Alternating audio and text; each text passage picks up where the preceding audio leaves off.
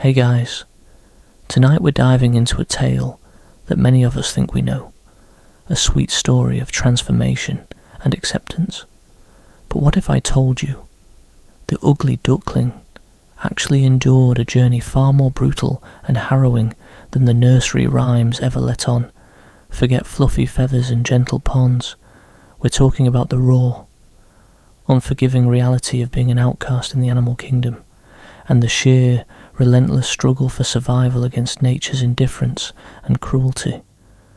You probably wouldn't make it, not without some serious grit and a hefty dose of luck.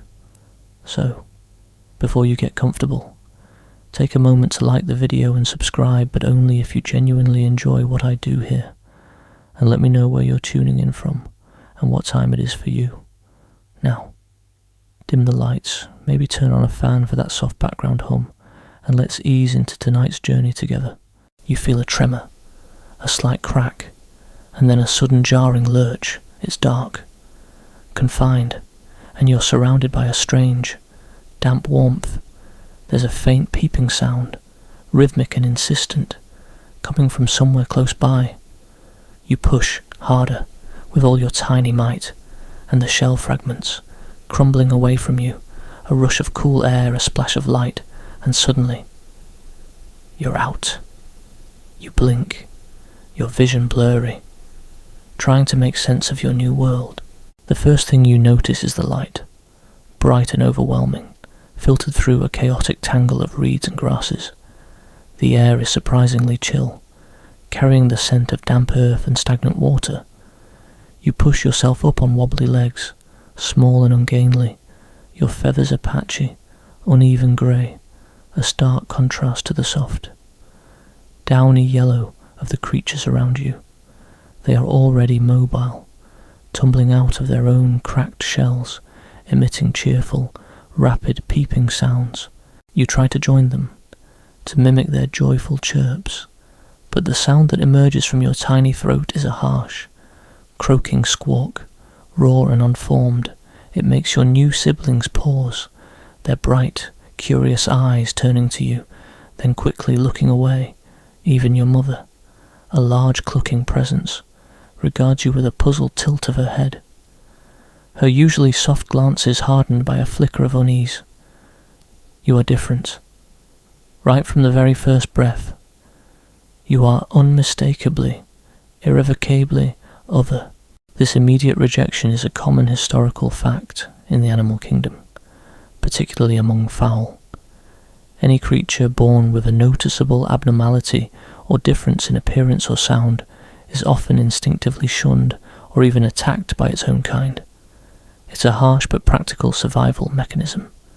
Deviations can signal weakness, disease, or a foreign threat, and in the relentless pursuit of genetic purity and resource protection, difference is often seen as a liability. You are already at a disadvantage, an outsider in the very nest you were born into. The early days are a blur of constant striving and constant disappointment. You try to keep up with your siblings as they paddle excitedly in the small, muddy pond, their movements graceful and swift. Your own attempts are clumsy, your oversized feet flailing, sending sprays of water in all directions. You sink more than you swim, your grey feathers quickly becoming waterlogged, making you heavy and slow. Their playful pecks turn into sharp, stinging jabs. Their innocent pushes become deliberate shoves. You learn quickly to stay on the periphery, to eat only when they are satisfied, to move quietly and avoid drawing attention. The barnyard, for all its rustic charm in stories, is a brutal, hierarchical place. The chickens, with their sharp beaks and aggressive strut, dominate the pecking order, fiercely defending their territory and their meagre scraps of grain. The turkeys, pompous and loud, tolerate no challenge to their perceived superiority, and the ducks, your own kind, are quick to enforce their rules, especially against an outsider. You are a constant target, your awkwardness and unusual appearance making you an easy mark for their taunts and nips. Every meal is a fight. You peck desperately at the scattered grain, constantly jostling with the smaller, faster ducklings who push you away. You learn to forage in the muddy edges, finding worms and insects that no one else wants. The water, often churned and fouled by the other fowl, is your only drink, and you gulp it down, trying to ignore the bitter taste. You are always hungry, always a little cold, always a little afraid. One afternoon, a particularly vicious gander, with a perpetually sour disposition and a beak like a hammer, cornered you by the old watering trough. He puffed himself up, hissing, his eyes narrowed with tear of disdain. He lunged, a sharp, painful bite, tearing at your tail feathers. You squawked in terror, stumbling backward, desperate to escape. Your mother, who had been watching from a distance, merely clucked softly and turned away. Her silent abandonment a far deeper wound than the gander's bite. You were on your own. This unusual or little-known detail about animal behaviour is that parental abandonment, while seemingly cruel, is sometimes a harsh reality for offspring perceived as weak or ill, ensuring that limited resources are focused on the strongest and most viable individuals. It's not malice, but the cold logic of survival. You spend your days hidden amongst the reeds, watching the others. You see their easy companionship, their synchronized movements, the comfort they find in belonging, and you feel a profound, aching loneliness that settles deep in your tiny chest. You try to mimic their preening, their quacking, their confident waddle, but you always get it wrong. Your voice remains a harsh croak, your movements clumsy, your appearance a source of endless ridicule. Historians still debate whether the concept of belonging and outcast in human societies is purely a social construct, or if it has roots in these deeply ingrained, almost primal, animalistic behaviours of group acceptance and rejection. For you, the debate feels irrelevant. You are living the brutal reality of being fundamentally rejected by your own kind, a pariah in your own home.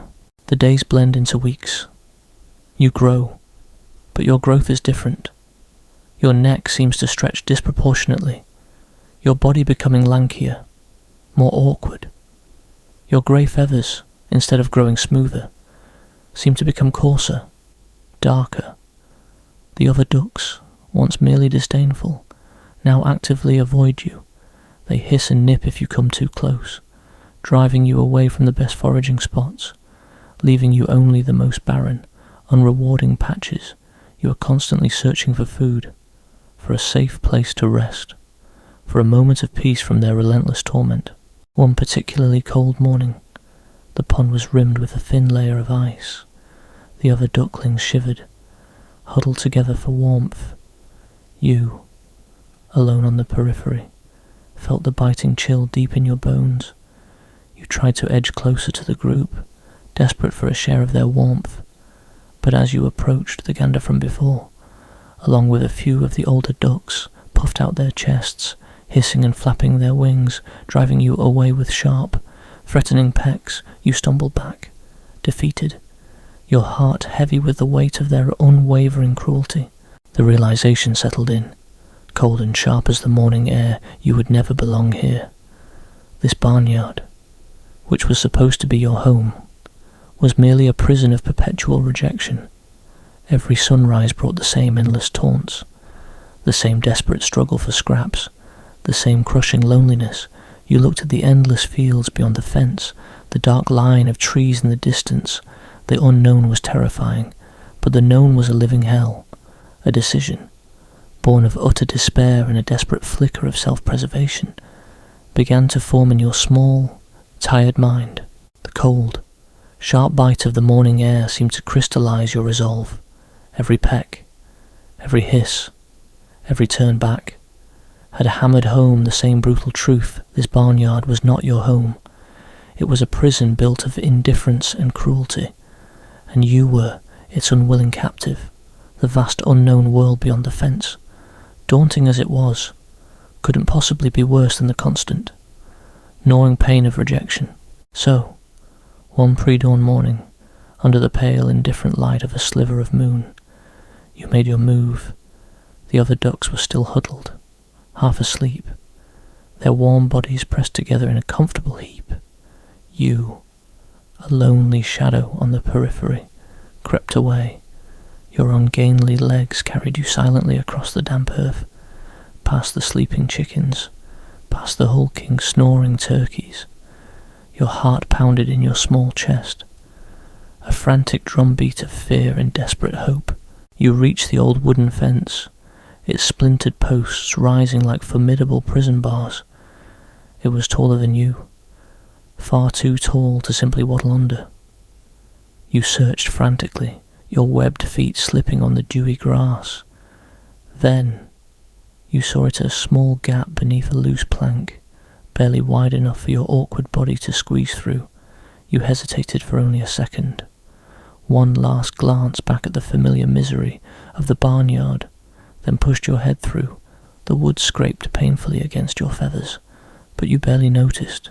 You wriggled, pushed, and with a final, desperate heave, you were through. You landed on the other side, tumbling onto rough, unfamiliar grass. The air here was different, wilder, carrying the scent of unknown plants and damp soil. The silence, profound and vast, was broken only by the frantic hammering of your own heart. You were free, but freedom, you quickly realized, was merely another word for utter, terrifying solitude. You started to walk, putting as much distance as possible between yourself and the barnyard. The terrain was uneven, the ground often rising and falling in the gentle swells, making your already clumsy gait even more difficult. Your long neck felt strangely heavy, and your large feet stumbled over hidden roots and clumps of tough grass. The sun slowly began to rise, painting the distant clouds in hues of orange and pink, but its warmth offered little comfort against the cold dread that settled in your stomach. You walked for what felt like hours, your body aching, your small lungs burning. The fear of being discovered, of being dragged back to the endless torment, spurred you on. You bypassed open fields, sticking to the shadowy edges, keeping to the cover of sparse clumps of bushes and tall, whispering grasses. You were a creature of the shadows now, a fugitive in your own right. By mid-morning, exhaustion began to set in. A heavy cloak draped over your already weary body. Your legs trembled with every step, and your head drooped. You needed water, you needed food, but there was nothing familiar here. No muddy pond, no scattered grain, just endless, undulating wilderness. Finally, you stumbled upon a small, muddy ditch, partially filled with stagnant rainwater. It was not the clean, clear water you instinctively craved, but it was wet. You dipped your beak into the murky liquid, gulping it down, trying to ignore the bitter taste of decaying leaves and earth. It was a grim first meal in your new life, a stark reminder that survival was a far cry from comfort. As you moved deeper into this new landscape, you began to realize the sheer, overwhelming indifference of the natural world. In the barnyard, you were actively scorned. Here, you were simply irrelevant. The world simply moved on without noticing your existence. A vast, complex ecosystem where you were just one tiny, vulnerable speck. You encountered other creatures, a flock of wild geese, graceful and elegant, soared overhead, their calls echoing through the vast sky. You watched them with a strange ache in your chest, a yearning for their effortless flight, their obvious sense of belonging. They did not even glance at you, a solitary, ungainly figure on the ground. You saw smaller birds flitting through the trees, squirrels chattering excitedly as they scurried up trunks. They were all busy, all purposeful, all seemingly at home in this wilderness. You felt more alone than ever. One afternoon, seeking shelter from a sudden biting wind, you huddled beneath a thick hawthorn bush, its thorny branches offering a modicum of protection. As you lay there, shivering, a shadow fell over you. You looked up to see a large, predatory bird, a hawk, perhaps, or a falcon circling high above, its keen eyes scanning the landscape below. It didn't see you, hidden beneath the thorns, but the chilling realization of your vulnerability sank in. The barnyard had its bullies, but the wild had its hunters, and they played a much deadlier game. This common historical fact about animal survival in the wild is the constant, omnipresent threat of predation. Every moment for a small, uncamouflaged creature is a battle for invisibility and vigilance. You push deeper into the wilderness, driven by an instinct to find refuge, to escape the open, exposed spaces. The landscape became rougher, the ground rising into rolling hills covered in thick, tangled brush. The trees were more numerous here, a dense canopy of unfamiliar leaves, their branches intertwining above, creating a perpetual twilight even during the day. You were constantly hungry, your stomach a hollow ache that never truly subsided. You spent hours foraging, pecking at tough roots, scuttling insects, anything that might offer a scrap of sustenance. You learned to distinguish edible berries from poisonous ones through trial and error, a harsh education that sometimes left you with a burning tongue or a churning stomach. The lessons were brutal, immediate, and utterly unforgiving. As the days blurred into a monotonous cycle of searching for food and avoiding danger, you began to notice a peculiar phenomenon. You would sometimes hear faint calls, distant echoes that sounded vaguely like the cheerful quacking of the barnyard ducks, or perhaps the deeper honks of the wild geese. You would strain your neck, peering into the dense foliage, but there was never anything there. It was as if your mind, starved for companionship, was conjuring familiar sounds out of the silence. Historians still debate whether reports of phantom sounds or auditory hallucinations experienced by individuals in prolonged periods of isolation, particularly in vast, quiet wildernesses, are purely psychological, or if they are a neurological response to sensory deprivation. As the brain tries to fill the void, for you, it was a cruel trick, a tantalizing whisper of connection that always proved to be a mirage. The loneliness was a constant, heavy weight. In the barnyard, you were an outcast, but at least you were surrounded by life. However hostile, here, you were truly alone, a tiny speck in a vast and different world. There was no one to torment you, but also no one to offer even a fleeting moment of comfort or recognition. The silence stretched, vast and deep, broken only by the rustle of leaves or the distant cries of unseen creatures. Winter was beginning to make its presence felt. The mornings were colder, rimed with frost that melted slowly into chilling dampness. The leaves on some of the trees began to turn, painting the landscape in hues of fiery red and burnt orange. A beautiful but mournful spectacle. You felt the cold deep in your bones, a constant ache that even the meagre warmth of your feathers couldn't ward off. You knew, instinctively, that you couldn't survive the winter alone, exposed to the elements. The thought brought a fresh wave of panic. You had escaped one prison, only to find yourself facing an even larger, colder one. You needed shelter. You needed warmth. You needed something more than the fleeting comfort of a hawthorn bush or a muddy ditch. The urge to find some form of lasting refuge became an overwhelming, singular focus, a desperate race against the impending, unforgiving cold. Every hour the sun was in the sky was precious, every moment of movement a grim necessity. The biting wind of the approaching winter whipped around you, a constant, chilling reminder of your precarious existence. Every rustle of dry leaves sounded like a whispered threat. Every shadow seemed to hold unseen dangers. Your hunger was a gnawing ache, a hollow space in your belly that never truly felt full. No matter how many meagre roots or tough insects you managed to find, your feathers, still the wrong shade of grey, offered little protection against the pervasive cold that seeped into your bones. You continued to push deeper into the forest, driven by an almost primal instinct for survival. The vague, almost dreamlike memory of the barnyard, with its familiar but cruel boundaries, now seemed like a distant, irrelevant nightmare. Your entire world had shrunk to the immediate find food, find water, find shelter. Everything else was a luxury you could not afford. The landscape began to change again. The rolling hills gave way to flatter ground, and the trees grew denser, their branches intertwined overhead, forming a thick, almost impenetrable canopy that blocked out much of the sky.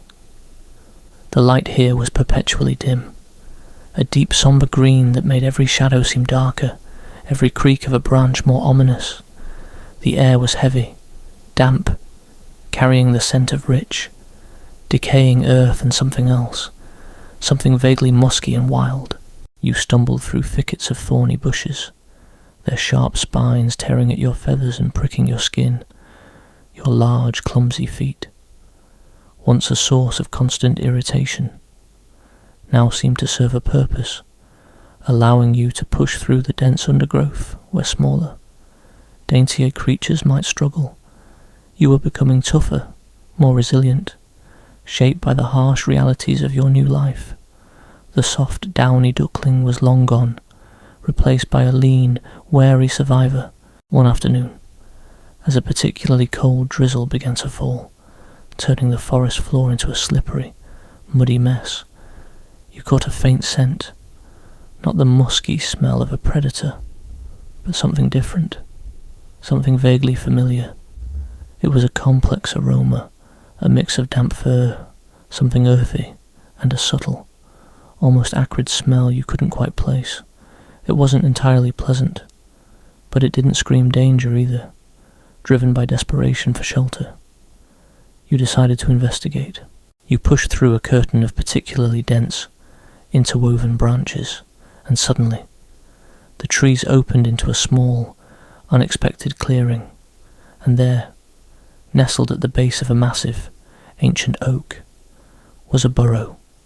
It was dark, a gaping hole in the side of a small earthen mound, its entrance partially obscured by hanging vines and fallen leaves. The scent was stronger here, emanating directly from the opening.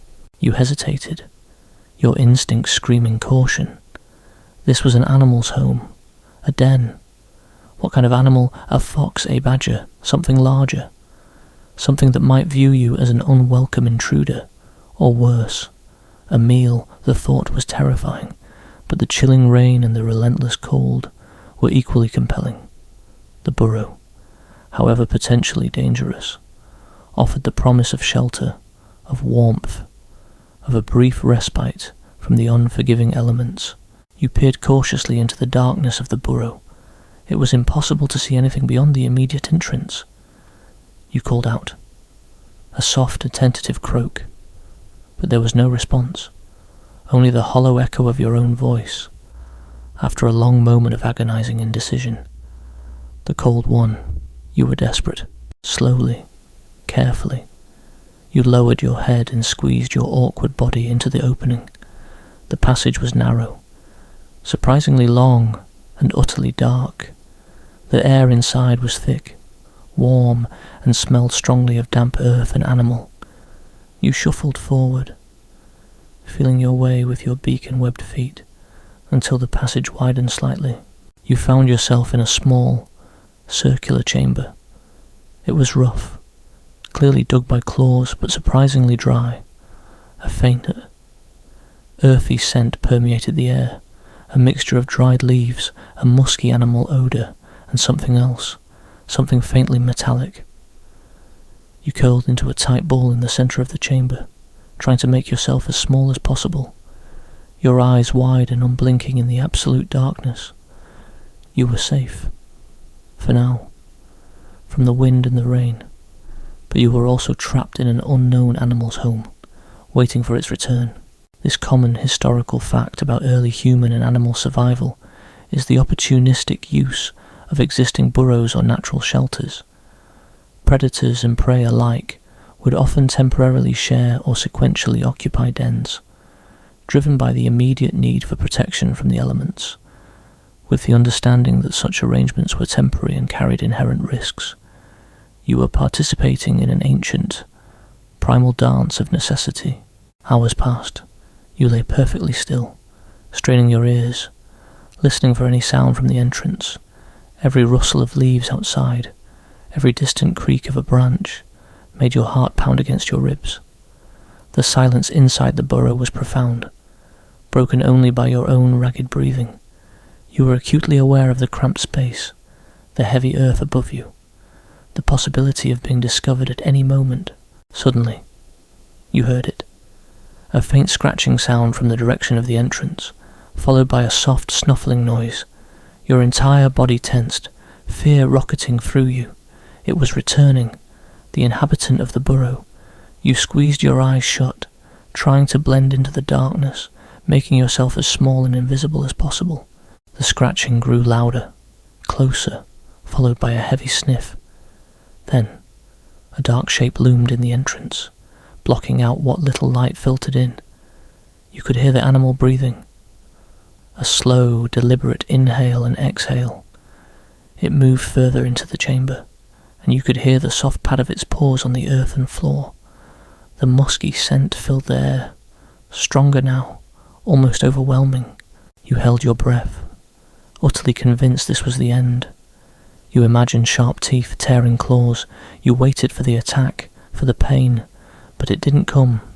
Instead, you felt a soft, warm breath on your feathers, followed by a gentle, inquisitive nudge. You dared to open your eyes just a sliver. The darkness was still pervasive, but you could vaguely make out a shape. It was a badger, a large, stocky creature, its distinctive striped face barely visible in the gloom. It sniffed at you again, its whiskers tickling your feathers, then let out a soft hoof. It seemed more curious than aggressive. The badger settled down, its large body filling much of the small chamber. It let out a soft sigh, and then, to your utter surprise, it began to groom itself, its claws scratching gently against its fur. It seemed completely unconcerned by your presence, treating you as if you were just another inanimate object in its den. This unusual or little unknown detail about badgers is their generally non-aggressive nature towards other, smaller animals unless provoked or threatened. While territorial, they are often indifferent to creatures that don't pose a direct threat to their food source or their young. It was a stroke of incredible luck, a momentary reprieve from the relentless dangers of the wild. You had found not a predator, but a temporary, indifferent cohabitant. You cautiously relaxed, still wary, but feeling a profound sense of relief. The badger's body radiated warmth, a comforting heat that slowly began to chase the chill from your bones. You lay there, listening to the soft sounds of its breathing and grooming, feeling a strange, fragile sense of temporary companionship in the utter darkness. It was not the warmth of belonging, but the simple, shared warmth of two creatures seeking shelter from the unforgiving wild. Historians still debate whether the ancient folk tales about animals offering shelter or guidance to lost travellers were purely allegorical, reflecting human anxieties and hopes about the wilderness, or if they sometimes stemmed from rare, unexpected encounters where animal behaviour proved less hostile than anticipated. For you, the badger was a silent, living embodiment of such a tale, a surprising moment of grace in a brutal world. You drifted into a fitful sleep, lulled by the rhythmic breathing of the badger beside you. It wasn't a restful sleep, filled with anxious starts and disturbing dreams, but it was sleep nonetheless. A precious few hours of respite from the ceaseless struggle. You woke before the badger, feeling the faint stirrings of dawn outside. The air in the burrow was growing colder, and you knew your temporary sanctuary was coming to an end. You carefully, silently eased yourself out of the burrow, leaving the sleeping badger undisturbed. The world outside was still cold and grey, but the promise of daylight was growing stronger. You looked back at the burrow, a dark hole in the side of the mound, a brief, unlikely haven. Then, you turned and continued your journey, carrying the memory of that strange, silent companionship, a small, unexpected kindness in the midst of overwhelming hardship. The immediate threat of the cold had been averted, but the relentless search for food and a permanent place in this indifferent world remained your constant, gnawing challenge. The brief, unexpected respite in the badger's burrow had offered a momentary reprieve from the biting cold, but it had done little to quell the gnawing hunger that had become your constant companion. As you emerged into the grey dawn, the forest seemed to stretch endlessly, a vast indifferent wilderness waiting to consume you. Your body ached with a deep, pervasive fatigue, and your long, awkward neck felt heavy, almost too much effort to hold upright. You continued your solitary journey, driven by a primal, insistent need for food. The leaves underfoot were brittle, crisp with the lingering frost of dawn, their rustle a mournful whisper. The air, though no longer bitterly cold, still carried a damp chill that seeped into your undeveloped feathers. You pecked frantically at the ground, overturning leaves, digging at loose soil with your beak, desperate for anything edible, a few tough roots, a bewildered beetle, a small slimy worm. Each discovery was a tiny, hard-won victory against the relentless march of starvation. As the morning progressed, the forest began to show signs of life, a cruel reminder of the vibrant world that offered you no place. Squirrels chattered excitedly, their bushy tails twitching as they buried nuts. Tiny birds flitted through the branches, their cheerful chirps a stark contrast to your own harsh croak. You watched them with a mix of longing and resentment. They belonged. They knew how to survive here. You, the perpetual outsider, were still learning, and the lessons were agonizingly slow and brutal. You stumbled upon a small, muddy clearing, rimmed by a tangle of dense, thorny bushes. In the centre, a few wild berries, small and crimson, clung precariously to their thorny stems. Your stomach growled, a desperate animalistic sound. You knew the risk. You'd learned the hard way about identifying edible plants in the wilderness, but the hunger was a torment, dulling your caution, blurring the line between prudence and recklessness. You eyed the berries, their vibrant colour a tempting lure, and remembered the bitter lessons of past failed forays into foraging. Many wild berries are poisonous, a common historical fact that early humans and animals has learned through often fatal experimentation. The bright colours, in nature, are often a warning, not an invitation. With a heavy sigh that was more air than sound, you turned away from the tempting berries. The memory of a churning stomach and burning throat from previous mistakes was a powerful deterrent. Better to starve a little longer than to risk a swift, agonizing end. The decision was a small victory of logic over desperation, a testament to the harsh education this wilderness was providing. You pushed deeper into the denser parts of the forest, where the trees grew close together, forming a labyrinth of intertwining branches and obscured light. The ground here was uneven, riddled with hidden roots and small, damp depressions that collected stagnant water. The air was heavy, thick with the scent of damp earth and decaying wood. You moved slowly, deliberately, your body aching with every step, your senses strained. Suddenly, a flash of colour caught your eye, not the vibrant red of berries, but something different, something utterly out of place in the monochromatic greens and browns of the forest. It was a single feather, pure white, impossibly long and graceful, lying delicately on a bed of dark moss. It was unlike any feather you had ever seen on the barnyard fowl, or even the wild birds you had glimpsed. This unusual or little-known detail about bird feathers is their remarkable diversity in structure and purpose, ranging from the stiff flight feathers to the soft downy ones, often uniquely adapted to a specific species' environment and lifestyle. This feather, however, seemed to transcend common avian characteristics. You approached it cautiously, your heart giving a strange flutter. It was pristine, untouched by the dampness, almost glowing with an inner luminescence. You reached out with your beak, gently nudging it. It was incredibly light, almost weightless, yet held a strange resilience. A sense of awe, profound and unsettling, washed over you. This wasn't just a feather, it was a fragment of something truly magnificent, something entirely alien to your world of mud and pecked feathers. As you stood there, gazing at the luminous feather, a sound reached your ears.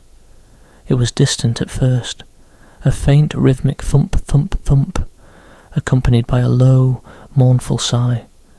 It wasn't a natural sound of the forest. It was too regular, too deliberate. It sounded sad. You strained your neck, trying to pinpoint its source.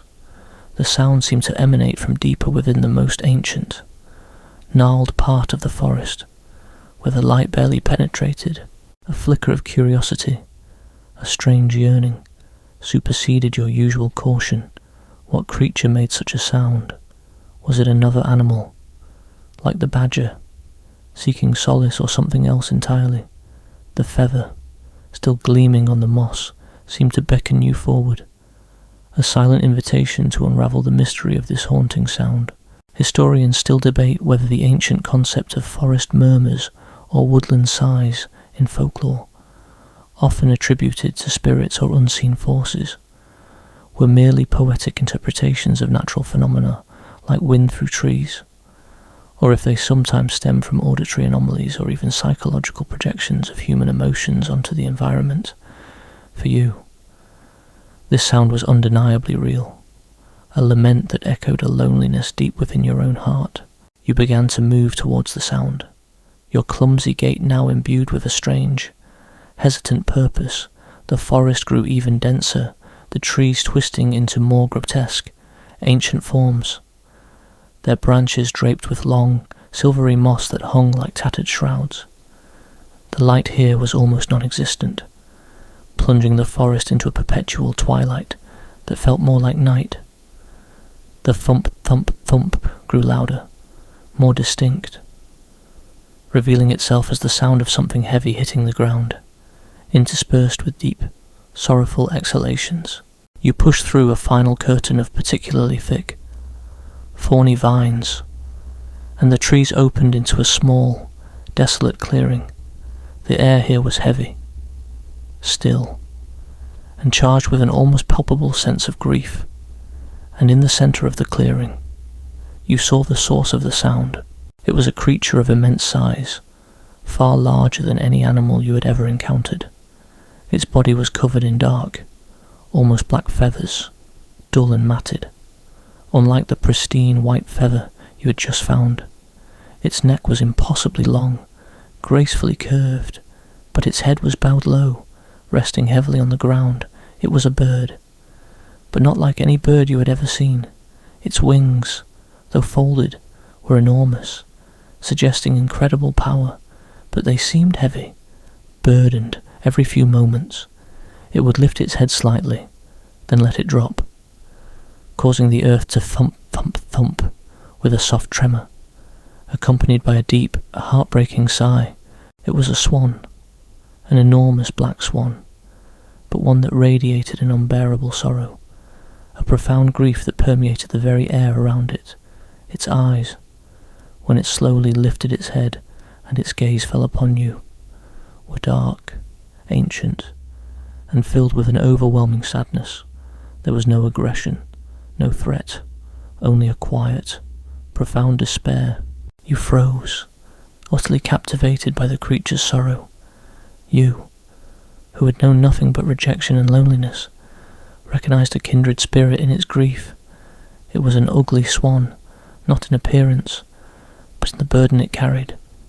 The pristine white feather you found seemed to mock its dark, matted plumage, a cruel reminder of what it perhaps once was, or what it longed to be. You, the ugly duckling, found yourself confronted with an even uglier swan, not in form, but in spirit, burdened by an unspoken tragedy.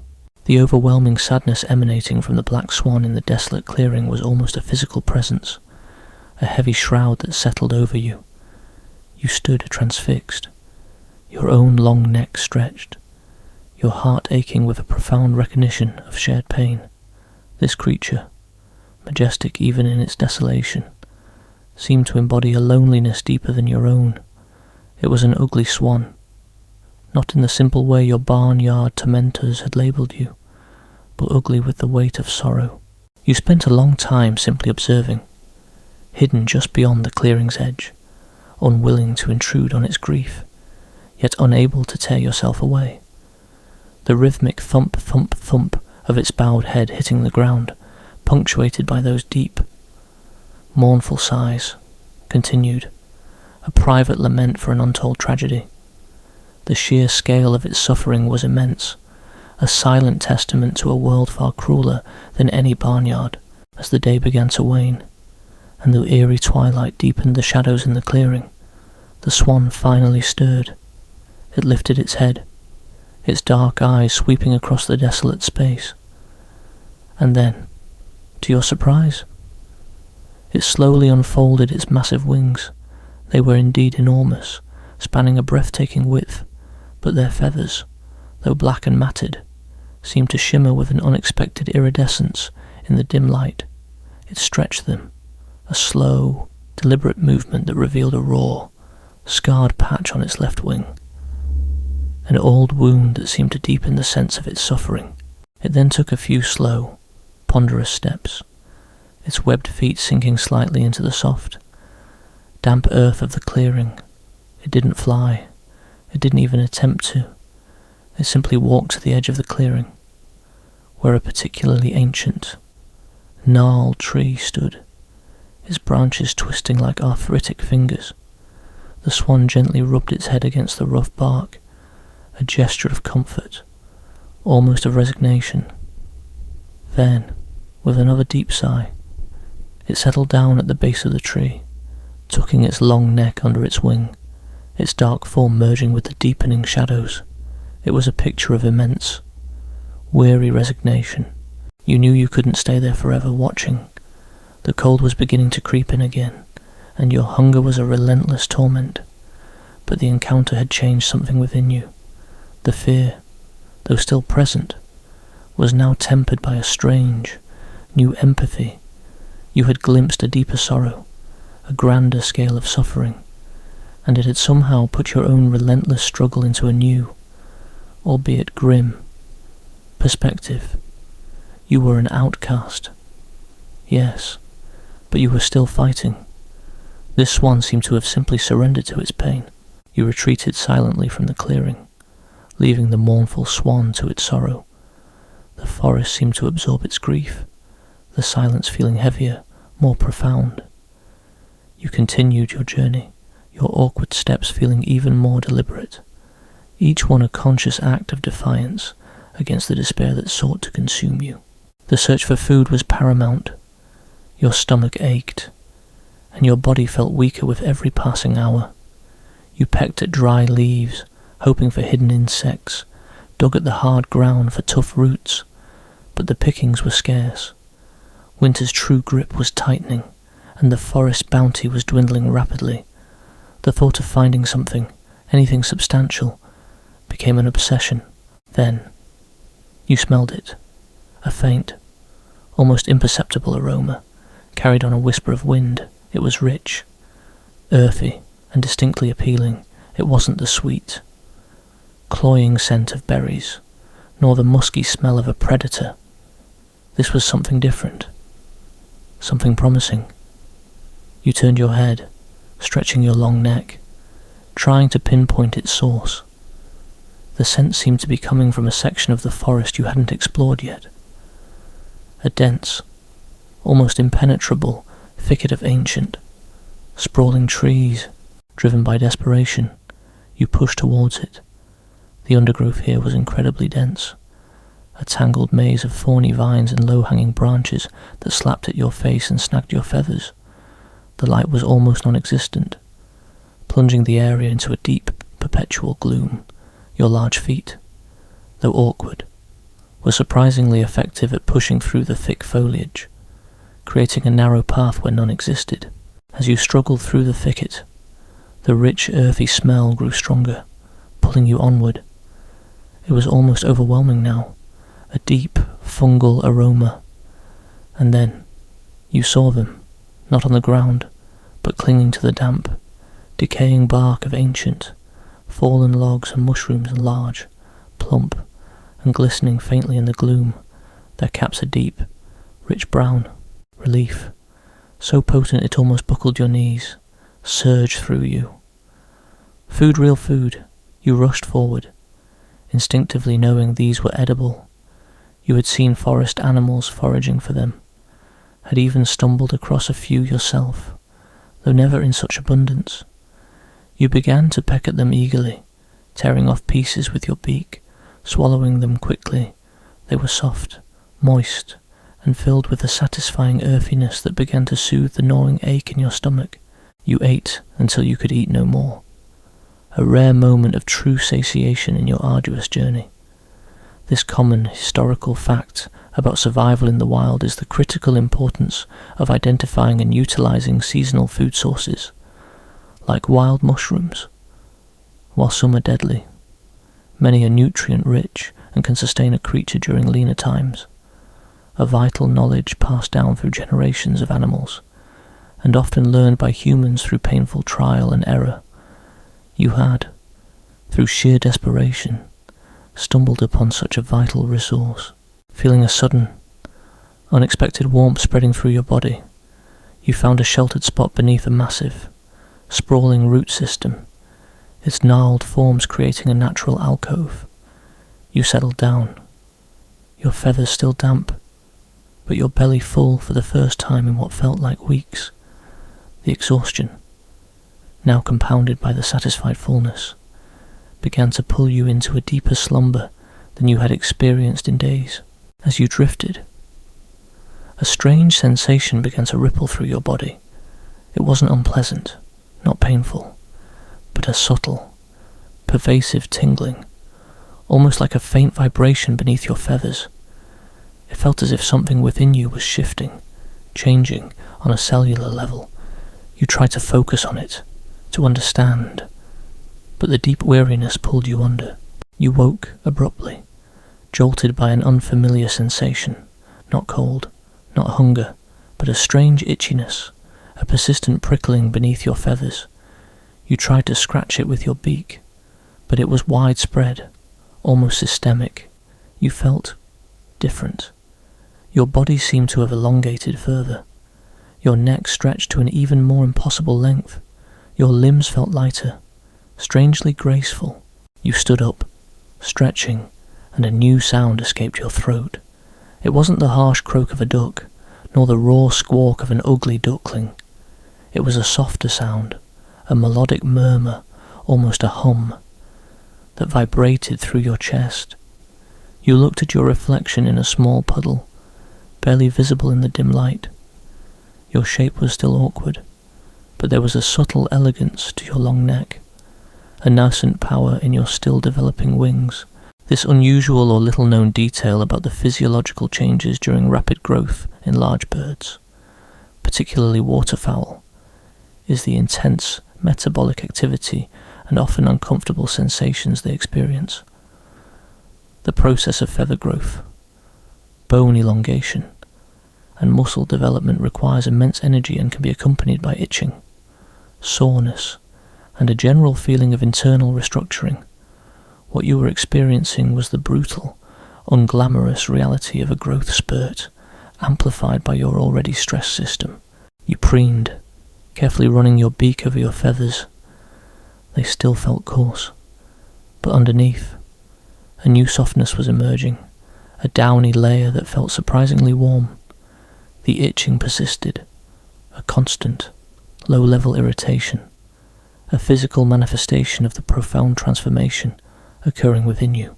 Historians still debate whether the concept of metamorphosis or sudden transformation in ancient myths and folklore was purely a symbolic representation of spiritual or social change, or if it drew inspiration from observable biological phenomena like insect pupation or the dramatic physical growth of certain animals.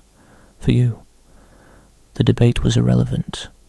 You were living a very real, very physical, very uncomfortable metamorphosis, a tangible shift from one form to another.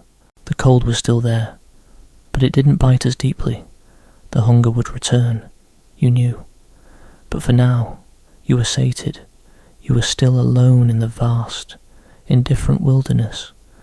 But something fundamental had shifted. You were no longer just an ugly duckling. You were a creature in flux, caught between one existence and another, embarking on the most profound part of your journey, the painful, awkward, beautiful process of becoming. And as the forest settled into the long, dark night, you felt a strange sense of anticipation, a nervous flutter in your chest, awaiting the full reveal of what you were becoming. The subtle, internal shifts continued, a relentless process of growth that left you feeling constantly restless, sometimes even achy. You knew. Softer down beneath the coarser outer feathers offered a surprising warmth, a small comfort against the deepening chill of the approaching winter, but the gnawing hunger remained, a persistent emptiness that dominated your every waking thought. The forest, once a terrifying expanse of unknowns, now felt like a familiar, if still hostile, hunting ground. You knew its rhythms, its scents, its hidden dangers, and its fleeting promises of sustenance. You had learned to move with a new kind of quiet grace, your long neck stretching to observe, your webbed feet finding purchase on slippery roots and damp earth. The clumsy duckling was truly gone, replaced by a creature honed by constant vigilance and desperate survival. You foraged relentlessly, turning over every fallen leaf, inspecting every patch of moss for insects or edible roots.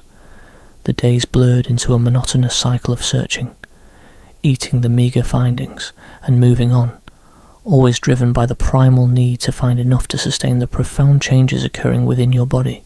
One particularly frigid afternoon, a biting wind swept through the trees, stripping the last of the colourful leaves and carrying the promise of snow. Your hunger, already profound, intensified, a raw, burning sensation that made your head light and your movements even more sluggish. You knew, instinctively, that you needed a substantial meal, something to build up your reserves for the brutal cold that was surely coming. You followed a faint, almost imperceptible scent, a familiar, earthy smell that spoke of buried potential. It was the scent of tubers, hearty roots that lay hidden beneath the leaf litter, packed with the calories you so desperately needed. The scent led you to a patch of particularly rich, dark soil near the base of an ancient, sprawling oak.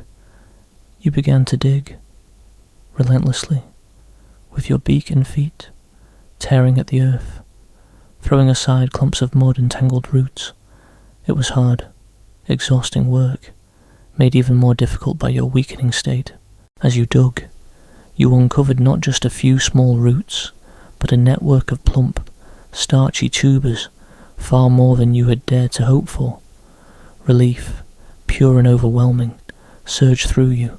This was a feast, a vital lifeline.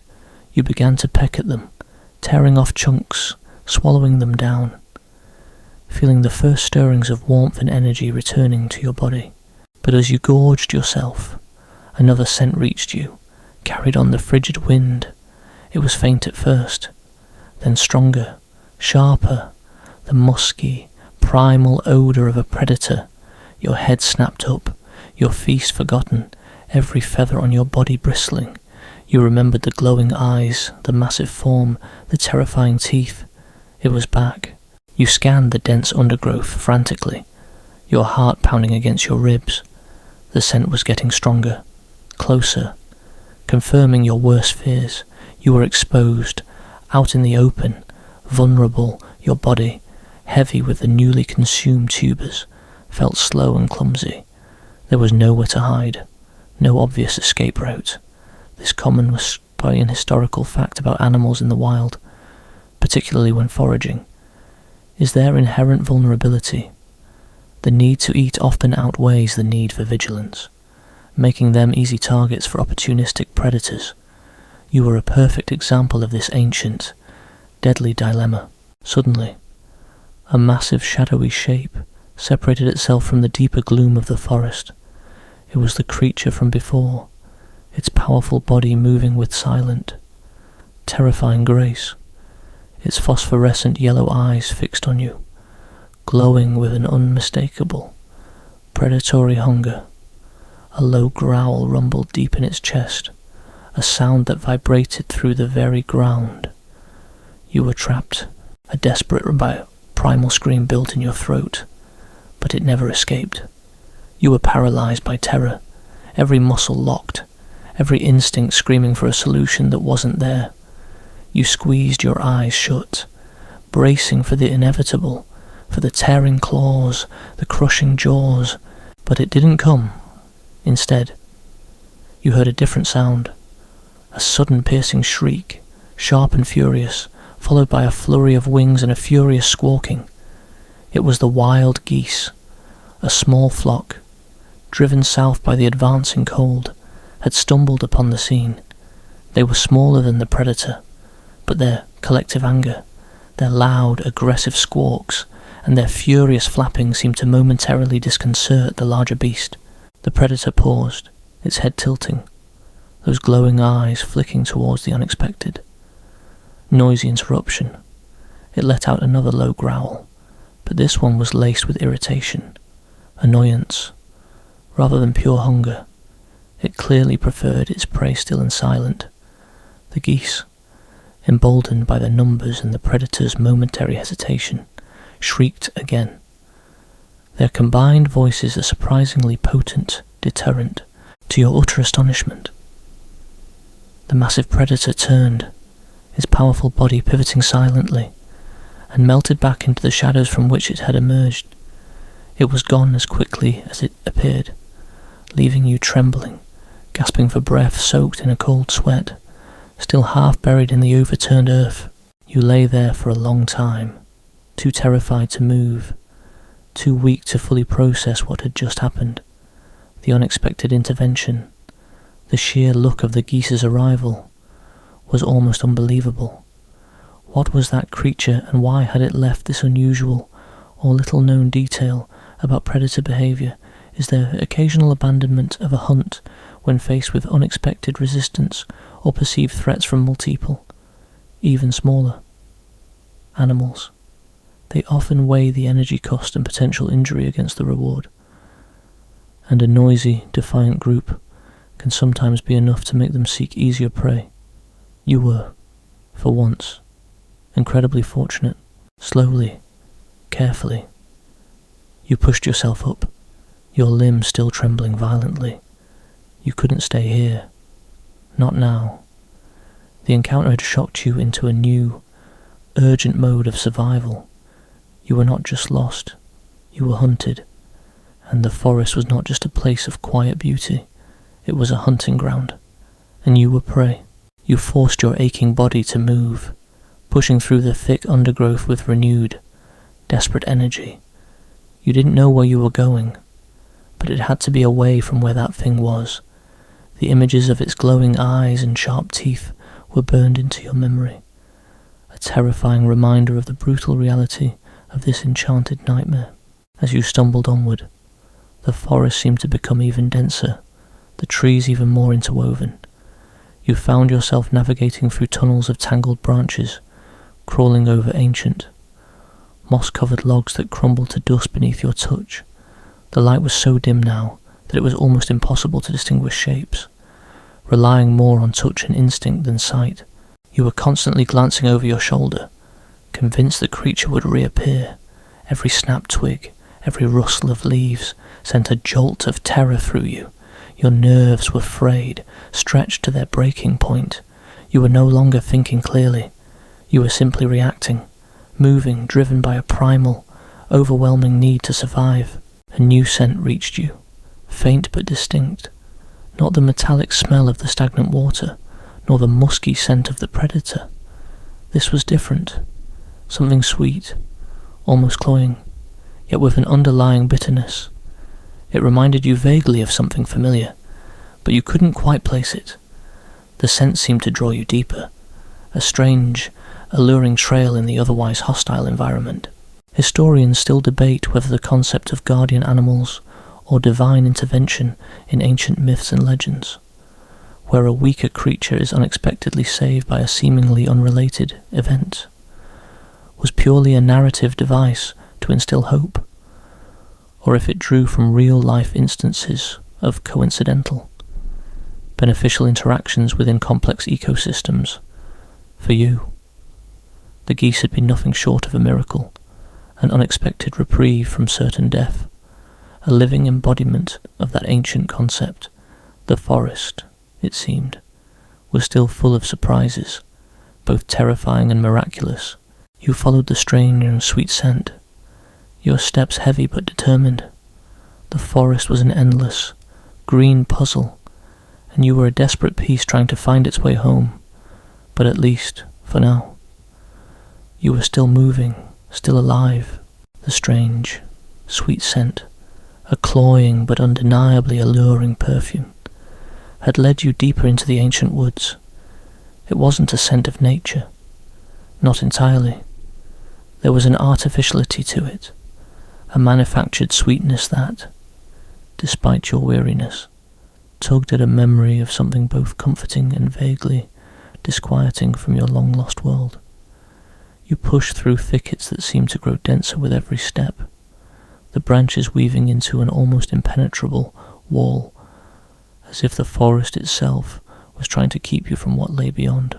Then, with a final, desperate shove through a curtain of shimmering, unusually white leaves, you emerged into a small clearing, and there it was.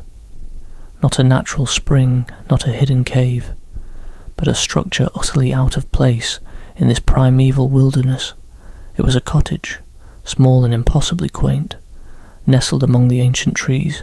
Your heart, battered by days of fear and despair, fluttered with a confusing mix of disbelief and overwhelming hope. This was it. A house, a sign of human life, salvation. The cottage radiated a soft, inviting glow from within, spilling a warm yellow light onto the clearing. Its walls were painted a cheerful blue, adorned with window boxes bursting with vibrant, unnatural flowers that seemed to pulse with their own light. A thin wisp of smoke curled lazily from a stone chimney, carrying the same cloying, sweet scent that had drawn you here. It smelled of gingerbread, of honey, of baked apples, all the comforting aromas of home and hearth. You stumbled forward, your awkward gait forgotten, drawn by the irresistible promise of warmth, safety, and nourishment. This was the turning point, the moment the harsh, brutal fairy tale would finally deliver its happy ending. You could almost feel the warmth of a fire on your cold feathers, taste fresh water, perhaps even a morsel of something soft and sweet. But as you drew closer, something snagged at your burgeoning hope, a tiny insistent voice in your mind, honed by the forest's brutal lessons, whispered caution. This was too perfect, too pristine, too impossibly charming. The flowers in the window boxes seemed to glow with an intensity that felt less natural and more enchanted. The very air around the cottage shimmered faintly, a subtle distortion that made your already weary eyes ache. You remembered the deceptive berries, the compass that spun wildly, the phantom sounds. You remembered the silent figure-carving dolls, and then the memory, sharp and chilling, surfaced from a long-forgotten story. Hansel and Gretel, the gingerbread house. The realization hit you like a cold wave, sending a shiver of pure dread down your long neck. You stopped dead in your tracks, barely a few feet from the cottage's welcoming, yet sinister, doorway. The cheerful blue walls now seemed to mock you, the sweet scent cloying and suffocating, the promise of salvation twisted into a horrifying trap. You were looking at a living, breathing common historical fact and folklore, the lure of the witch's house in the woods, a seemingly idyllic haven designed to entrap the unwary. These tales, passed down through generations, served as grim warnings against trusting appearances and succumbing to desperate temptations in dangerous environments. You had almost walked straight into your own cautionary tale. You backed away slowly, one hesitant step at a time, your eyes glued to the gingerbread cottage, It still looked idyllic, innocent even. But now you saw the subtle menace in its perfection. The silence in the clearing was profound, broken only by the frantic hammering of your own heart. The earlier, comforting sounds of nature were replaced by a dreadful stillness, as if the forest itself held its breath. Watching, as you retreated, your gaze fell upon something at the edge of the clearing, partially obscured by a patch of exceptionally vibrant, strangely luminous moss. It was a collection of objects, scattered almost carelessly among the luminous flora. Bones, small, delicate bones, some picked clean, others still bearing traces of what looked like sinew. They were the bones of small animals, birds, rodents, and then you saw it, a tiny brittle duck skull, its eye sockets hollow, and staring up at the perpetually dim sky. A fresh wave of terror, cold and sickening, washed over you. These weren't random animal remains. These were the grim trophies of the cottage's occupant. This wasn't just a trap, it was a grinder, a place where other lost creatures had found their final, horrifying end. You were not the first to be lured by its deceptive sweetness. You turned and scrambled away from the clearing, no longer caring about stealth or silence. You crashed through the undergrowth, heedless of the thorns and roots that tore at your feathers and scraped your skin. You just needed to be away, far away from that sweet, murderous facade. The forest, which had been your tormentor, now felt like a lesser evil compared to the malevolent cunning of the cottage. You ran until your lungs burned and your legs cramped, finally collapsing into a heap against the base of a massive, gnarled tree. Your breath came in ragged gasps, and your body trembled uncontrollably, not just from exertion, but from the raw, visceral fear that still gripped you.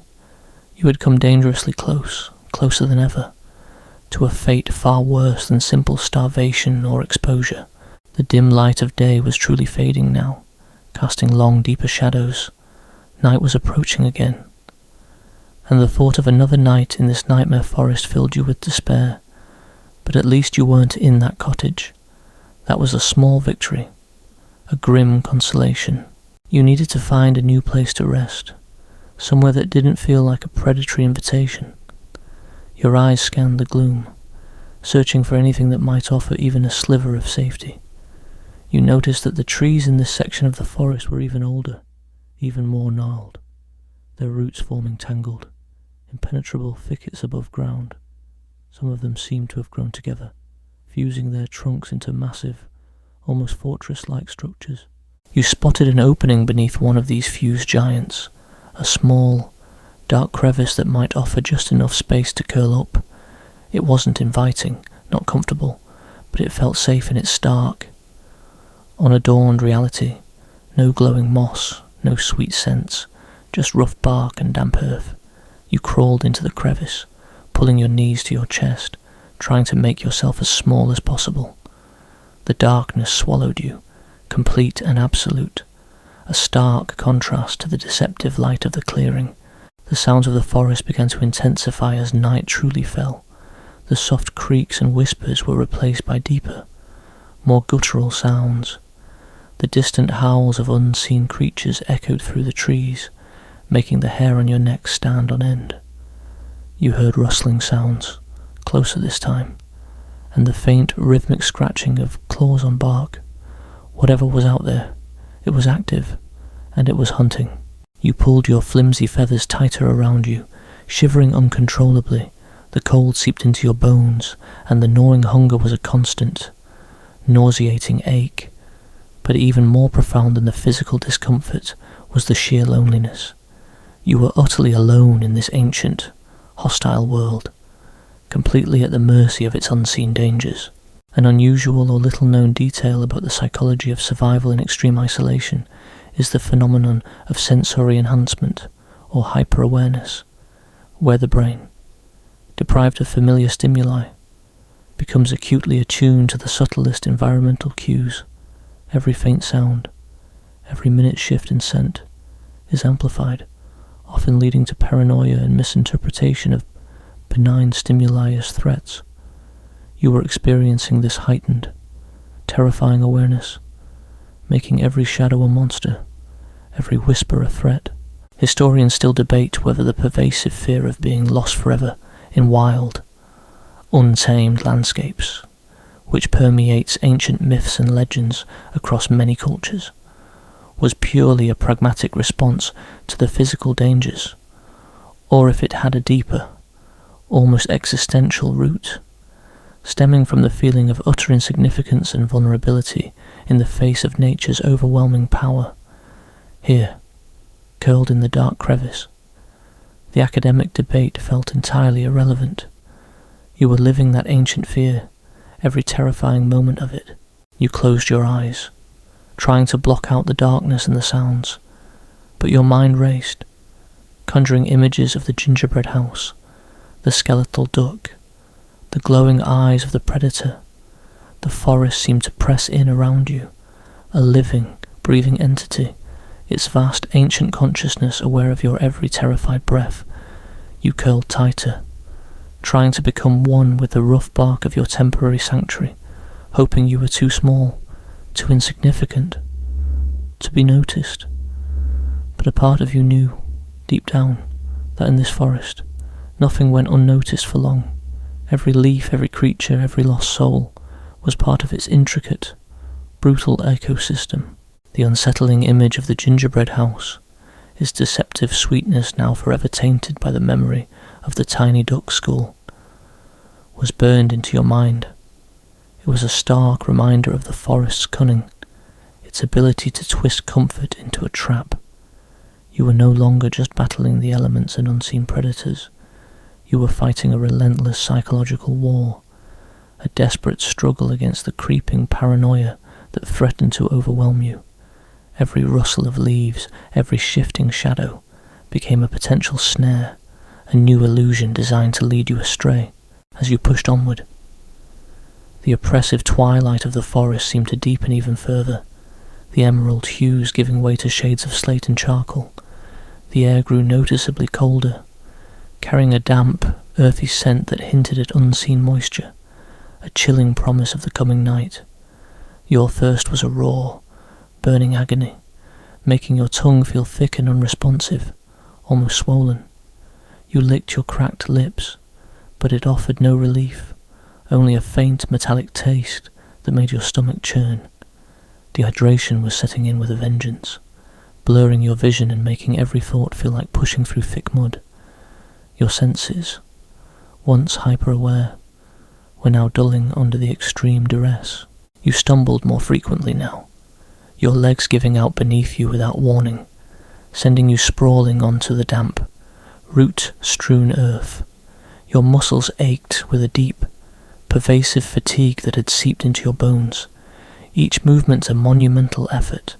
You tried to focus on putting one foot in front of the other, but even that simple act required immense concentration, a battle against your body's insistent demands for rest. Your mind, starved and exhausted, began to play cruel tricks. You saw shimmering puddles just beyond the next thicket, only for them to vanish when you got closer, revealed as mere reflections of the dim light on a wet leaf. It was a relentless torment, designed to chip away at your last vestiges of hope, mocking your desperate need. The sounds of the forest, once distinct and menacing, now seemed to blend into a confusing, distorted hum, a chaotic symphony of whispers and groans, distant rustles, the creak of ancient branches, the faint, unidentifiable calls of unseen creatures. They all swirled together in your ears, making it impossible to distinguish genuine threats from the whispers of your own mind.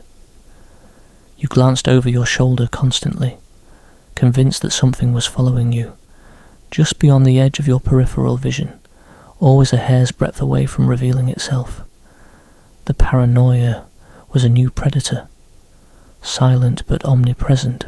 Suddenly, a faint, almost imperceptible gleam caught your eye. It wasn't the ethereal, unsettling glow of the bioluminescent moss, nor the deceptive sparkle of spun sugar. This was a cold, hard glint, like dull metal reflecting what little light remained.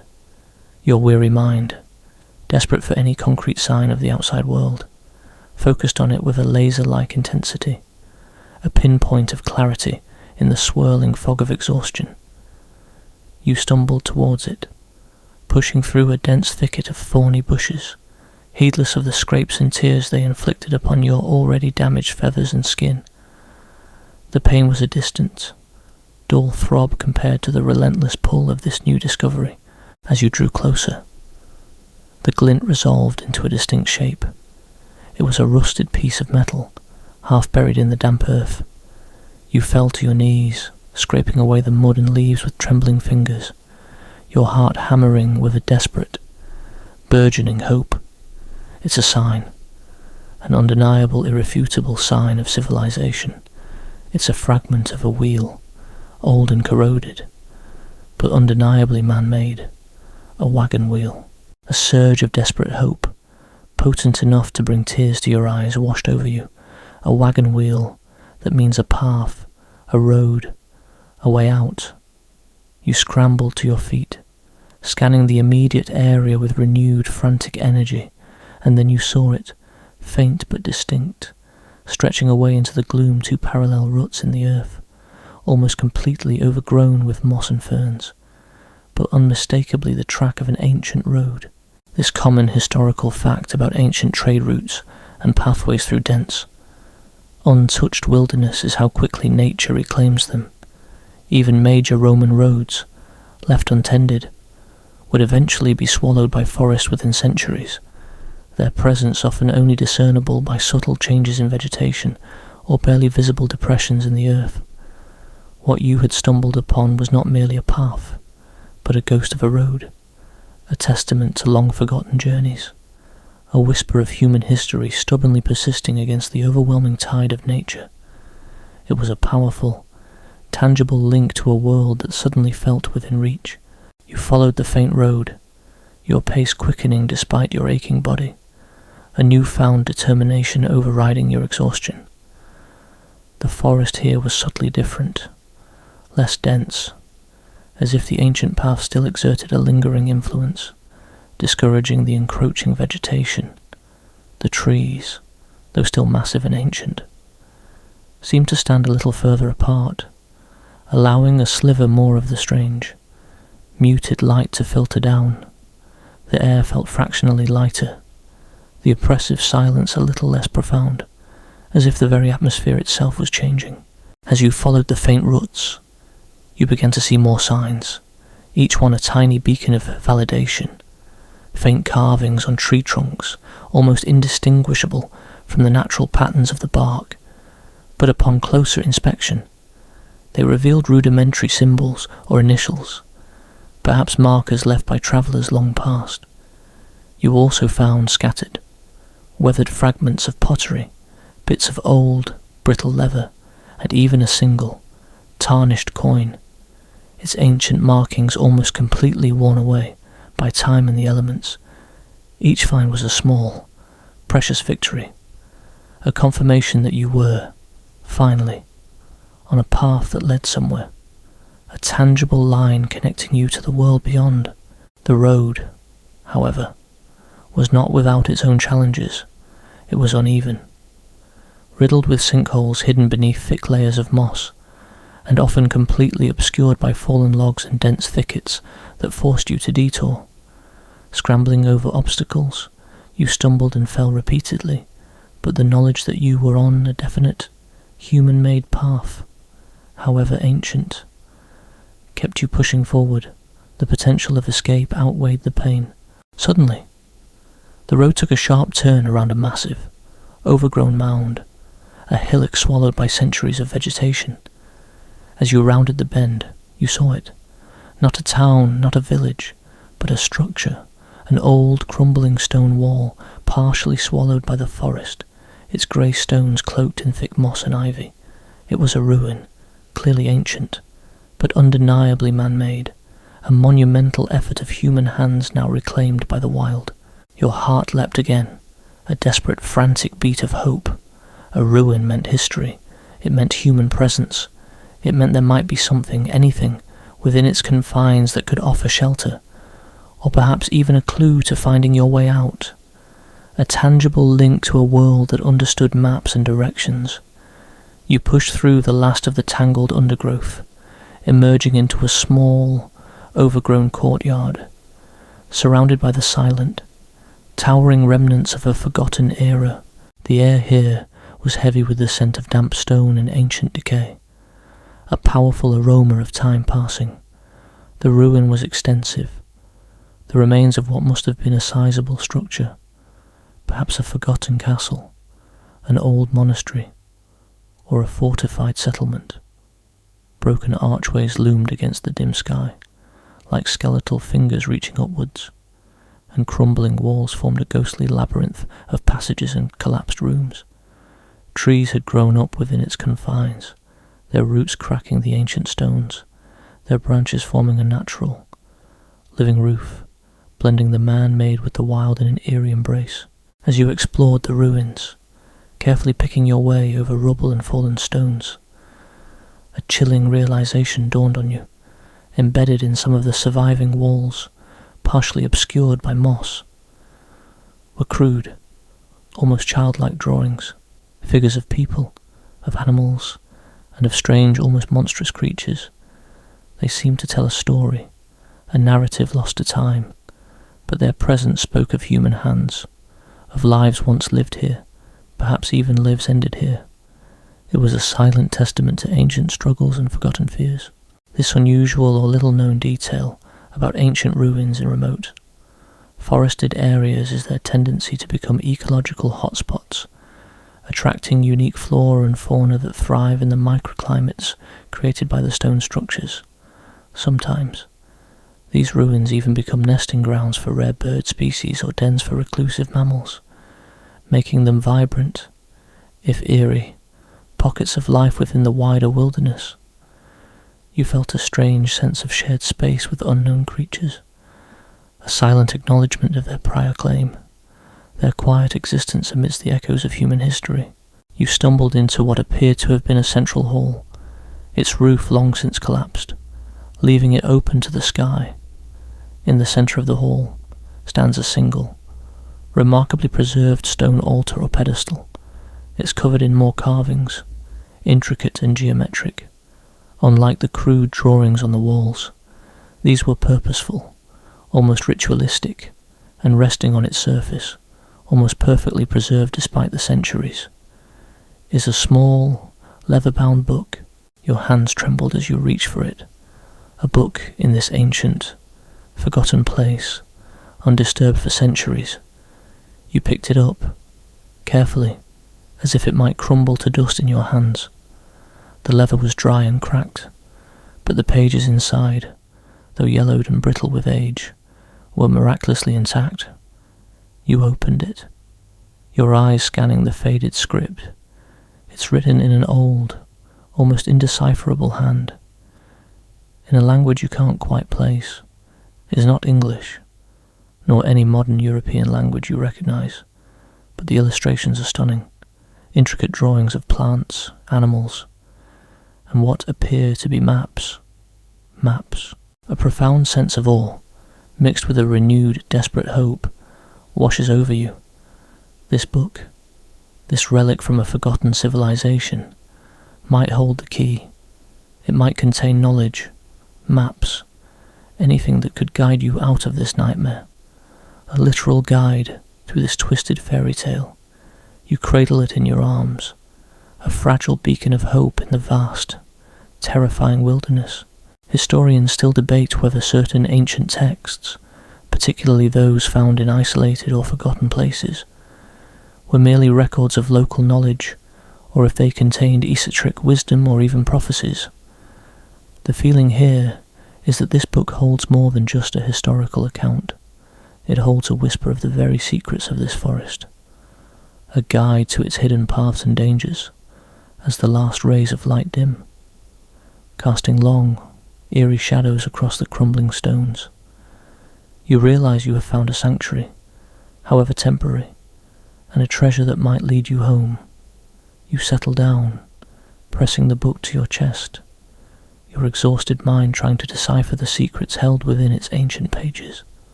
A final, desperate gamble against the encroaching darkness and the relentless embrace of the forest.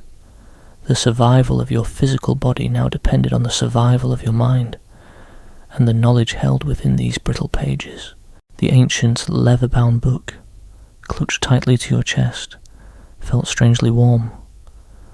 A tangible link to a past long swallowed by the all-consuming forest. Its presence in this crumbling ruin was a stark anomaly, a beacon of human intellect in a place that seemed determined to erase all traces of it, as deep night settled.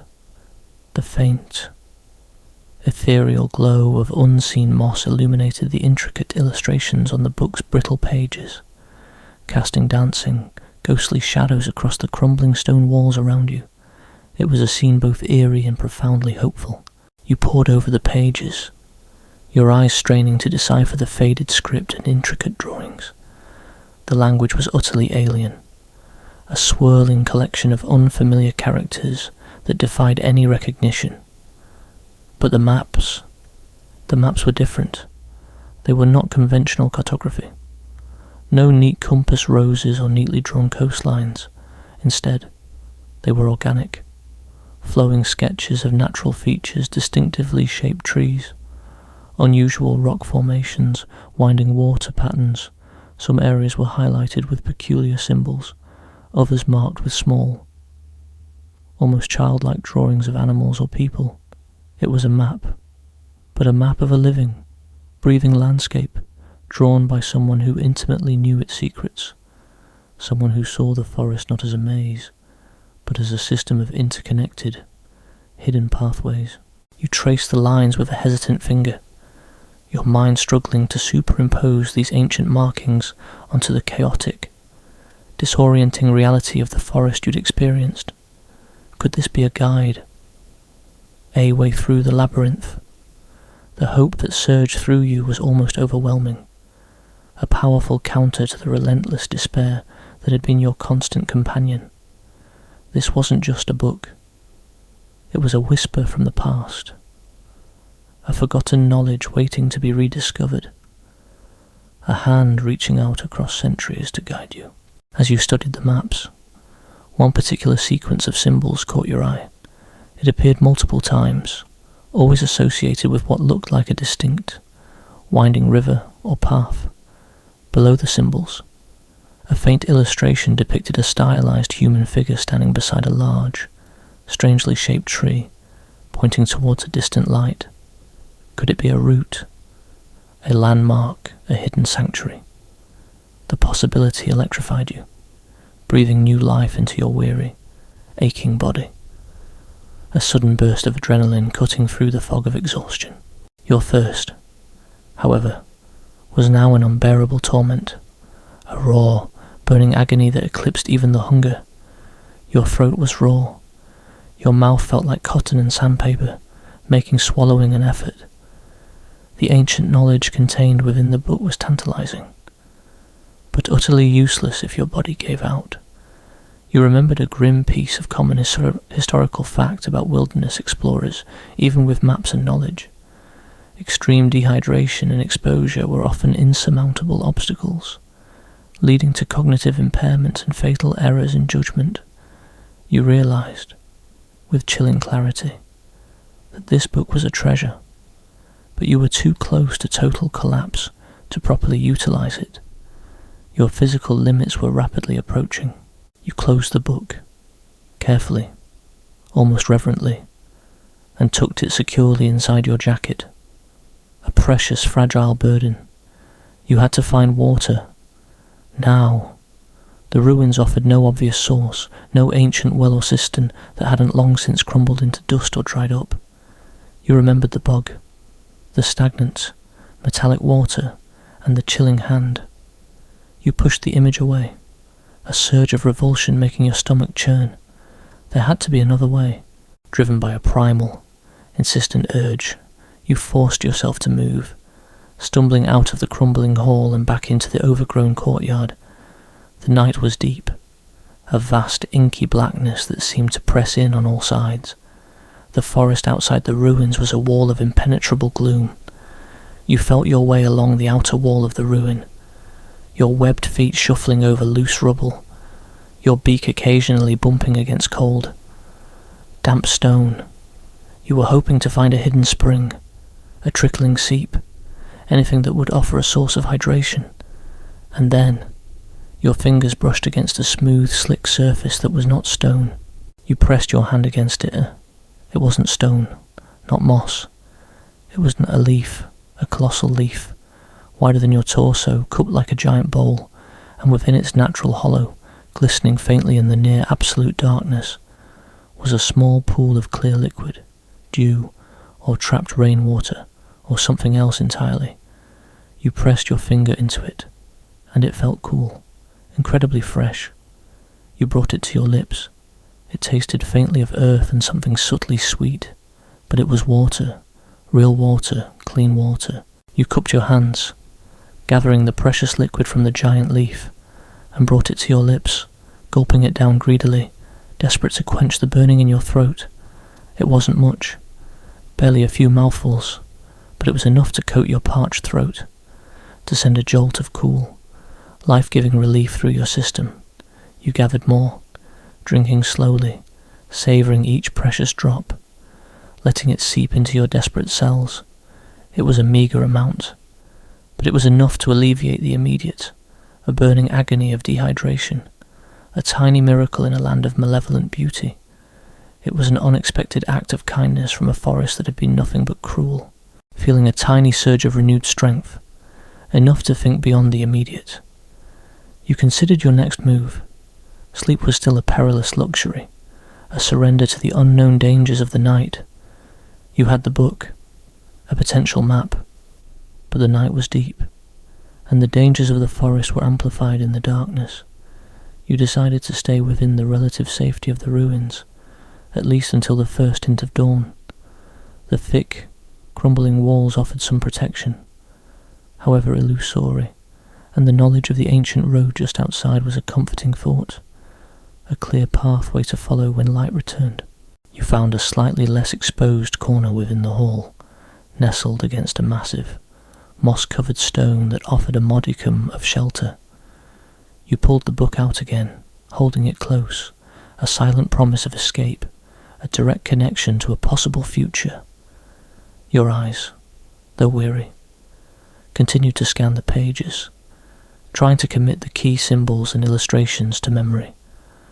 The maps depicted winding, almost labyrinthine paths, often crossing what appeared to be natural barriers or strange, unidentifiable landmarks. One sequence seemed to indicate passage through a narrow crevice, another through a grove of particularly gnarled trees. It wasn't a straightforward path, it was a puzzle, a riddle encoded in ancient symbols, a language you were desperately trying to learn. Historians still debate whether the concept of fairy paths or spirit trails in many ancient cultures, often described as invisible or only visible to certain individuals, were actual forgotten pathways known to indigenous peoples, or if they were purely mythological constructs, allegories for hidden knowledge or spiritual journeys. In this place, the maps in the book felt like a tangible manifestation of such a concept, a hidden geography that only the initiated could read. You were attempting to become one of the initiated, to unlock the forest's ancient, secret language, a desperate attempt to find its hidden logic. As you traced a particularly complex section of the map, you noticed a recurring symbol, a stylized eye, often accompanied by what looked like a series of concentric circles. It appeared on several different paths, almost as if it was a warning, or perhaps a signpost. What could it mean? A place of vigilance, a point of no return, a place of transformation? The mysteries of the book were as profound as the mysteries of the forest itself, each revelation leading to more questions. The cold continued to seep into your bones, and your body ached with the accumulated weariness of days without proper rest or sustenance. Despite the small amount of water, your hunger remained a hollow, persistent ache, a dull throb in your empty stomach. You could feel your strength ebbing, your reserves running dangerously low, each breath a conscious effort. This truly was your breaking point, the cusp of either collapse or breakthrough, your last stand against the forest's relentless embrace. The book represented your final, desperate gamble, your only hope of not becoming another lost soul among the ancient bones and the unsettling dolls. You closed your eyes again, clutching the book, its pages feeling strangely warm against your cold feathers. The faint light of the moss-covered walls seemed to ebb and flow, making the shadows dance like unseen spirits. You imagined the ancient inhabitants of this ruin, poring over these very maps, perhaps seeking safe passage, or perhaps guarding a secret that transcended time. You were now part of their story, a modern traveller lost in an ancient, enchanted nightmare, relying on the whispers of a forgotten age to guide your way. The hum of the forest outside seemed to grow louder, a deep, resonant thrum that vibrated through the very stones of the ruin, as if the forest itself was watching, waiting for your next move, for your desperate attempt to understand its final, brutal test. The ancient book, clutched tightly to your chest, felt like a fragile shield against the encroaching despair. Its faded maps and enigmatic symbols represented your last desperate hope, a flicker of light in the overwhelming darkness. You spent the rest of the night, what little remains of it, poring over its pages in the eerie, moss-lit gloom of the ruin. Your exhausted mind struggled to make sense of the alien script, but the visual cues, the patterns, the recurring symbols, they slowly began to form a chaotic, yet strangely intuitive, understanding. You identified a sequence of landmarks, a winding path marked by crescent moons and a distinctive, spiral-shaped tree. It's a route, you realized, not necessarily the shortest, but perhaps the safest, leading away from the known dangers of the gingerbread house and the bone-filled bog. As the first faint streaks of grey light filtered through the gaping holes in the ruin's roof, signalling the arrival of a new, equally brutal day, you rose. Your body screamed in protest, every muscle aching, every joint stiff, but a renewed sense of purpose, fueled by the ancient map, propelled you forward. You took one last, long drink from the colossal leaf, savouring the cool, sweet water, before venturing out of the crumbling walls and back onto the ancient, overgrown road. The air was thick with the scent of damp earth and the subtle, lingering perfume of unknown blossoms. The forest, in the deceptive light of dawn, seemed almost benign, its emerald canopy glowing with a fresh, almost vibrant intensity. But you knew better now. You've seen its true face, the deceptive lures, the hidden predators, the psychological torment. You are no longer charmed by its beauty. You are wary of its every whisper. You followed the ancient road, relying less on instinct and more on the cryptic directions of the book. The path led you through dense thickets where the trees interlace overhead, forming natural tunnels. You noticed the unusual or little-known detail that some of the mosses clinging to the tree trunks pulse with a faint, almost imperceptible warmth, a stark contrast to the general chill of the morning. It's an odd sensation, as if the forest itself is radiating a subtle, living energy, perhaps a byproduct of its peculiar, enchanted biology. You remember the bioluminescent moss in your first shelter, and wonder if this warmth is a benign feature or another subtle deception.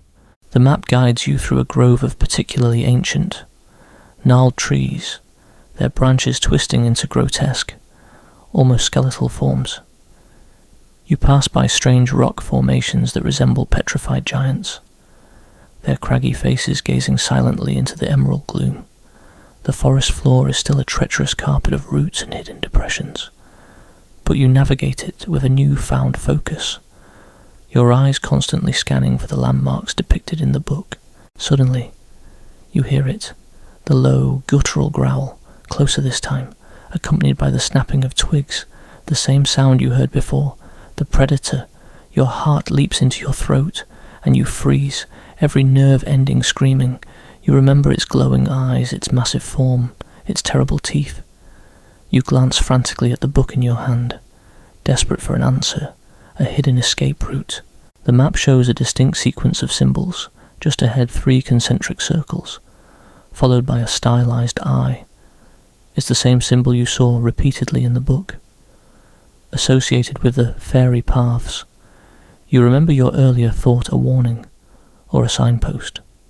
Now, you realise it might be a place of particular danger, or perhaps a point where the path becomes almost imperceptible to the uninitiated, as the growl intensifies, echoing through the stillness. You see a faint shimmer in the air just ahead, precisely where the map indicates the concentric circles. It's a distortion, a ripple in the very fabric of the forest, like heat haze but colder, more intense. It almost looks like the air itself is bending, blurring the trees beyond it. This common historical fact about optical illusions in nature, such as mirages caused by temperature inversions or light refraction through mist, often played a significant role in confusing lost travellers and contributing to folklore about enchanted vales or hidden realms. Here, however, it feels far more deliberate, a gateway or a barrier woven by the forest itself, without another thought, driven by sheer terror and the cryptic guidance of the ancient map. You push through the shimmering distortion. The air feels thick and resistant, like pushing through viscous water. For a moment, you feel utterly disoriented, as if your senses are being stretched and pulled, elongated and warped. The sounds of the growling creature are muffled, distant, then gone. When you emerge on the other side, the world has shifted again. The light is different, less emerald, more diffused, a softer, almost silver hue. The trees, though still ancient and colossal, seem to stand further apart, their branches reaching upwards, allowing glimpses of a pale, unfamiliar sky. The undergrowth is less dense, and the air feels cleaner, lighter. The oppressive hum of the forest is gone, replaced by a gentle breeze that rustles the leaves with a soft, sighing sound. You're still in a forest, but it's a different forest. It's still wild, untamed, but the sense of immediate, malevolent danger has receded. The air smells of pine and damp earth, familiar, comforting scents. You can hear the distant, faint sound of flowing water, a stream. You stumble forward, your eyes fixed on the new landscape, hardly daring to believe it. This is it. This is what the map promised. A way out. You follow the sound of the water, pushing through sparse undergrowth, and then you see it. A clear, babbling brook, its water sparkling in the soft, silver light. You fall to your knees beside it, plunging your hands into the cool, clear water and drink. It's the purest, sweetest water you've ever tasted, washing away the bitter residue of fear and desperation. You splash it on your face, letting it cleanse the grime and exhaustion, feeling a profound, almost spiritual renewal as you drink.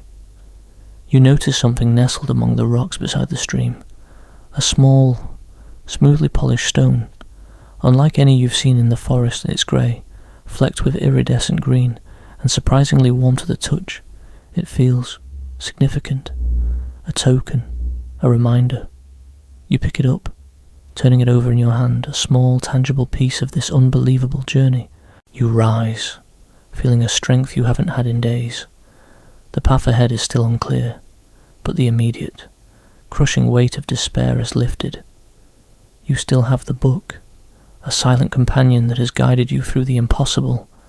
You look back, but the shimmering distortion has vanished, replaced by an unbroken wall of ancient, gnarled trees. The fairytale forest, with all its brutal beauty and terrifying secrets, is behind you, its embrace finally broken. And now, good night, and have sweet dream.